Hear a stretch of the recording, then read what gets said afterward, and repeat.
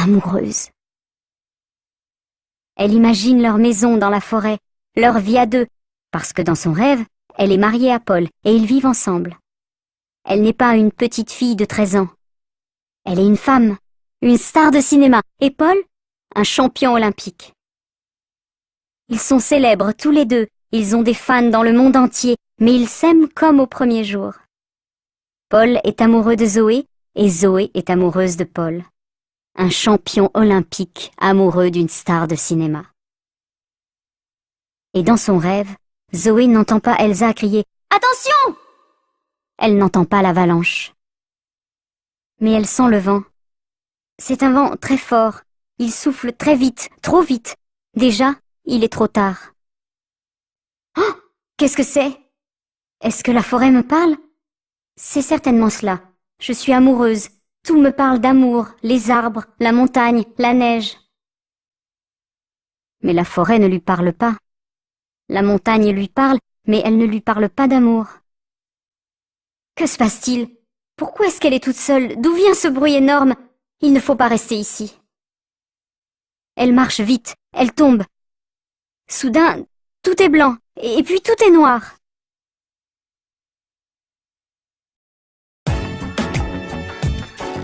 Chapitre 8.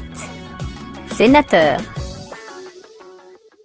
Rémi, Elsa, Thierry et Karine restent plusieurs secondes sans rien dire. Ce n'est pas possible, pense-t-il. Elle n'est pas sous l'avalanche. Elle est dans la forêt, derrière les arbres. Elle va nous appeler et on va rire. Qu'est-ce que tu nous as fait peur? Mais Zoé n'appelle pas. Et personne ne rit.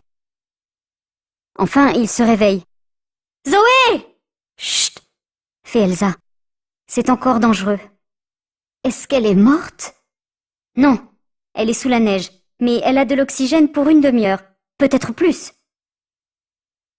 Elsa réfléchit très vite. 10 minutes pour aller chercher Sénateur, 10 minutes pour revenir, 10 minutes pour retrouver Zoé. Ça peut marcher. Zoé est jeune, forte, en bonne santé. Elsa connaît la montagne, elle prend la direction des opérations. Rémi, tu viens avec moi. Vous commencez les recherches. Ne l'appelez pas. Écoutez, elle va peut-être crier. Et regardez bien autour de vous. Vous allez peut-être trouver un vêtement. Rémi, vite, on y va.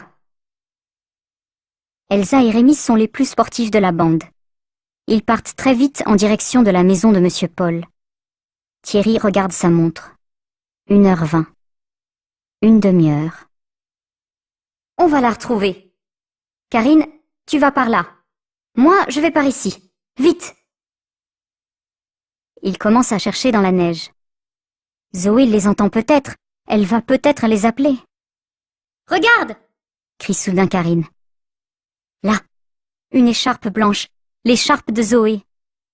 Zoé! Zoé! Pas de réponse. Elle est certainement ici. Allons-y, vite! 1h25. Ils travaillent vite. Ils ne disent rien. Ils pensent seulement à trouver Zoé. Ils ont très froid aux mains, mais ils travaillent sans s'arrêter, sans parler. Chaque minute compte. Soudain, ils entendent un chien. Sénateur? Comment est-ce que c'est possible? Il n'est pas encore 1h30 et il faut au moins 10 minutes pour aller chez Paul, 10 minutes pour revenir. Mais c'est bien Sénateur. On entend aussi les voix de Paul, de Rémi et d'Elsa. Le chien arrive le premier. Il sent l'écharpe, puis il sent la neige. Il va à droite, à gauche, vers les arbres.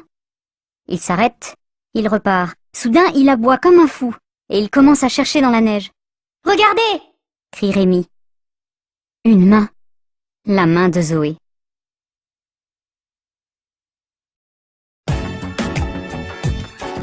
Chapitre 9. Et ça recommence. Zoé ouvre les yeux. Quel rêve horrible! Elle a mal partout. Où est-elle? Elle lève un peu la tête, elle regarde autour d'elle. Elle est dans son lit, dans le collège de Modane. Le soleil entre par la fenêtre et elle a très faim. Il est tard, peut-être 11h ou midi. Qu'est-ce qu'elle fait toute seule dans la chambre à cette heure? Où sont les autres? Il y a quelqu'un? Personne ne répond, mais elle entend des gens rire dehors. C'est la voix de son cousin Rémi. Il y a aussi un chien. Sénateur? La fête chez Monsieur Paul, la promenade dans la forêt, l'avalanche. Très lentement, comme une grand-mère, elle sort de son lit et va vers la fenêtre. Rémi, Elsa, Karine, Thierry, tous ses amis sont là, dans la neige, au soleil. Il y a aussi Sénateur et Paul. Paul, qu'est-ce que vous faites? Zoé, tu es réveillée? Retourne vite dans ton lit, on arrive. Dans son lit? Pourquoi rester au lit par cette belle journée? Elle n'a pas du tout envie d'aller au lit. Elle a envie de sortir et de faire du snowboard. Paul et les autres entrent dans la chambre. Ils l'embrassent tous. Comment tu te sens? Ça va? Dites-moi, l'avalanche, c'est un mauvais rêve ou c'est pour de vrai? C'est pour de vrai. Rémi pleure. Pourquoi est-ce que tu pleures, toi? Je ne pleure pas. Si, tu pleures. Non, c'est la neige. J'ai de la neige dans les yeux. Ce n'est pas vrai, mais Zoé n'insiste pas. J'ai faim. Ce n'est pas étonnant, dit Paul. Tu sais quelle heure il est? L'heure? Ma montre. Où est ma montre? Elle est folle. Je vous dis qu'elle est folle, crie Rémi. Elle tombe dans une avalanche et elle pense à sa montre. Moi, au moins, je pense. Ce n'est pas comme toi. Arrêtez tous les deux. Mais ce n'est pas possible. C'est lui qui m'embête. Non, c'est toi. Et ça recommence. Paul les regarde, rit et dit. Sénateur vient de trouver quelque chose. Ce n'est pas à toi. Ma montre.